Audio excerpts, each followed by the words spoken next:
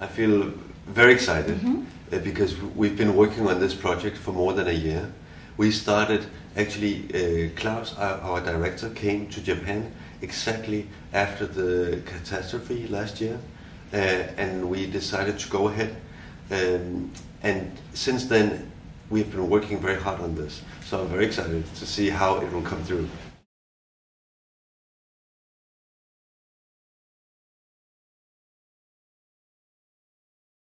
I founded Tiger in 1995, and since then it started more or less as a $1 store, and then it developed into different price points. And it also started that we bought products that were already made. Now we only have products made for us, and now we have our own designers. Wow. And we have 150 stores in Europe, where 60 are in Denmark, and the rest, the 90 shops, is around Europe in 16 different countries.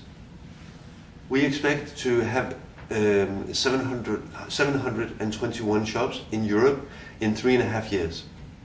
We expand at the moment. We open a shop every 5 days in Europe, and we expect that we also will develop the Asian market, but we want to build from success.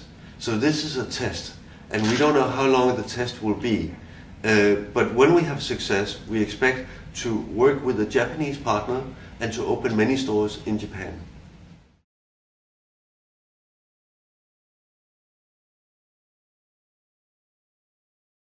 I think there's two things. First of all, you have the products, and then also you have the setting, the way the shop is made. But if we look at the product first, we make our own product with Danish designers, and we have also a Danish assortment. And we didn't change this. We actually wanted to take the Danish assortment to Japan to be a real Danish concept. So that is quite important. But also the setting is that in Japan the shops are made that you don't follow a certain route. You can go many ways. We didn't make this. We make it into a maze. So we take the customer by the hand, and we lead them, and we make them explore the way of going into the shop. So the maze is something that is quite different. And also the displays that we have in the shop is made of wood, light wood. It's something that is taken from the industry. I think that this layout and the assortment is what makes it Danish.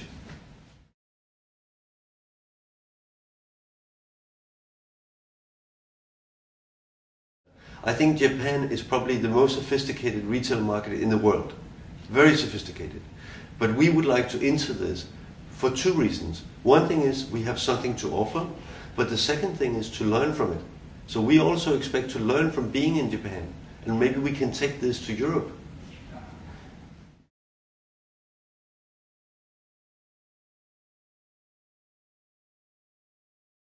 We also looked at Tokyo, but in Tokyo things are very, the city is divided into many different areas, and we would like to have a smaller city than like Osaka, where we can test the concept on the market.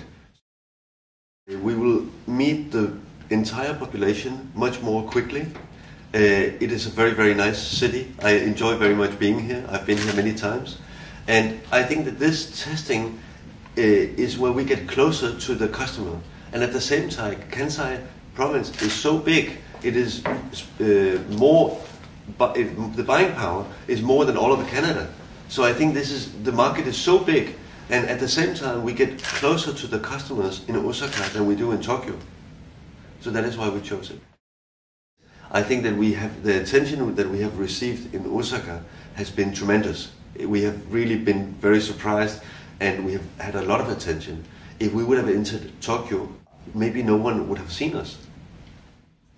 So you think Osaka as like entry point to Japan? Yes.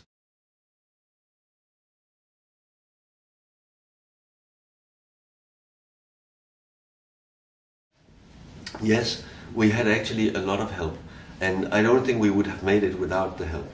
I think that you have helped us very, very much, and I think also Jetro have helped us very much, and we have had a lot of support from many Japanese organizations, and I think this has been more than what we expected. We really appreciate it very, very much. So thank you.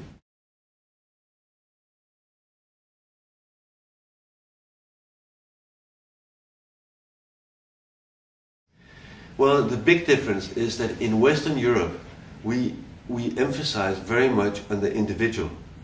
And in Japan, this is not the same. It's more a collective understanding. And I think this is so different that the total approach, it's very much in Europe about me and what I want to express and being very unique. I think in Japan, you have a much more, how can you say, cultivated culture, and you don't live very different from the rest. Whereas in Europe, this is all what it's about. And this is a very big difference, and I think this is very interesting. I think that the world is changing so quick, and it's becoming more and more a global world. And we come from different points where Japanese culture is very strong, Danish culture is very strong, and also other cultures. And I think these meetings are so interesting to see this. And this is what's happening right now. And I think we are just in the middle of it. And us coming to Japan is a part of this.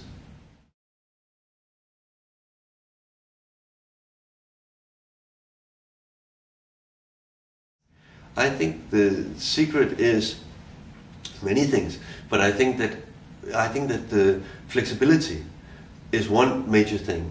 Is that we change our product very, very much. When you come into our store, you will find hobby articles, you will find kitchen articles, you will find toys, you will find stationery, you will find many, many different kinds of articles, and we can move where we feel that we can make a difference. If we cannot make a difference, then we don't go into it. We only go into where we see that we can make a difference. This flexibility is something that is very important for us. The second thing is that I think that everything we do, we care about. And we care very much. We fight indifference. We don't like indifference. We want that people care about what they're doing, and you will see all our staff, they care about what they're doing. The buying team care very much. The concept, we care very much. So we think and we try to make what we feel there is a meaning behind. We don't do like the other ones are doing. We're trying to do our own way. I think that any concept have to have two things. They have to be unique and they have to be relevant. If you're not unique, you can only compete on price. If you are unique but you are without relevance, then it doesn't matter. So you need to be unique and also relevant for your customer.